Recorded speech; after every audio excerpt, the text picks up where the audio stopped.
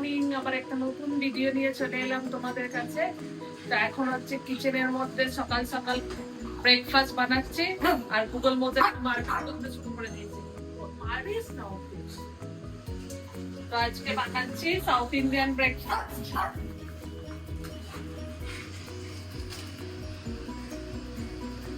তেল অলরেডি গরম হয়ে গেছে। ব্রেকফাস্টের মধ্যে এগুলো কি হচ্ছে, মানে কি বানাচ্ছ? সাম্বার, এটা সাম্বার বানাচ্ছি।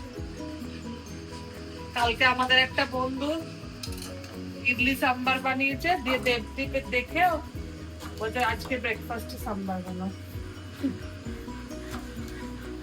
সাম্বারের সাথে কি খাবো, ধোসা না ইডলি? ইডলি, ইডলি অলরেডি ব্যাটার তো এনে দিয়েছি, এবার শুধু দিতে হবে ইডলি মেকারে। আর এইদিকে তেলও এসে গেছে। আর এখানে সব পাবলিক গুলো বসে আছে।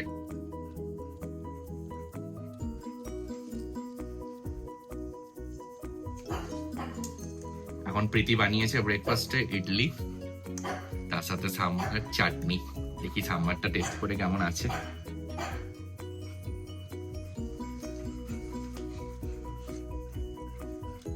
ভালোই হয়েছে। আর একজন ইডলি খাওয়ার জন্য বসে আছে, আর নিচে থেকে একজন ফক ফক করে চিল্লে যাচ্ছে। তো এখন আমরা চলে এসেছি, দিয়ে ফ্রেশ হয়ে সন্ধে দেখিয়ে এখন বসেছি চা নিয়ে। তো আজকে অনেক দিন পর দুধ চা খাচ্ছি, কারণ দুধ চা খাওয়াই হয় না। তার সাথে টোস্ট বিস্কিট, ভালোই লাগবে। আর ওদের তো রান্না করে নিলাম, আর আমাদের আজকে স্পেশাল ডিনার হবে মাটন, তার সাথে বাঙালি পোলাও, যেটা ভেজিটেবলস দিয়ে ওইটা। তো দেবদীপ খাবে তো মাটন? মাটন আমার ফেভারিট নয়, তার সাথে তুমি যদি বানাও তাহলে খেয়ে নেবো। তো আমি তো বানাবো না, আর তো কেউ। মাত্র প্রীতির হাতেরই মাটন খাই। তো আজকে রাতে যেমন বললাম মাটন করছি, তো মাটনটা এবার মশলা দিয়ে কষাচ্ছি। আলু ভাজা হয়ে গেছে, মাটনও সেদ্ধ হয়ে গেছে। আর এইদিকে আমাদের বাবু করছে কি, বাবু মশাই কি বানানো হচ্ছে আজকে? আজকে বানাচ্ছি বাঙালি ফ্রাইড রাইস, বাঙালি স্টাইলে। ভালো হবে তো? ট্রাই করছি।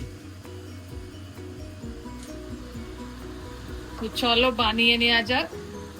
তো রোজ তো এই টাইমে আমরা বেরোই, তো আজকে বেরোচ্ছি না, তাই জন্য আজকে বি টাইম।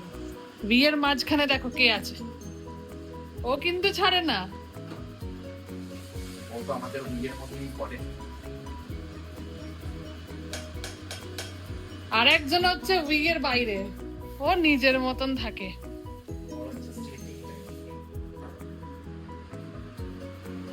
তো এখন দেখি কত দূরে আমার ফ্রাইড রাইস হচ্ছে, কারণ প্রীতি খুবই চেল্লাচ্ছে, প্রীতির মনে হয় খিদে পেয়ে গেছে। তো এখন এইটা হালকা করে স্টিম দিয়েছি আমি এখানের মধ্যে, আঁচটাকে যে হালকা করে, তো এটাকে একটু ঢেকে রেখে দিয়েছি। এবং হালকা করে যদি না দিই তাহলে এইটা, যে আমি রাইসটাকে 90% সেদ্ধ করেছিলাম, তাহলে এটা ফুল সেদ্ধ হয়ে যাবে, তখন আর ভালো লাগবে না। তার সাথে এখানে আমাদের মাটন ফুটছে, দেখি মাটনটাকে, ওরও একদম হাড্ডি।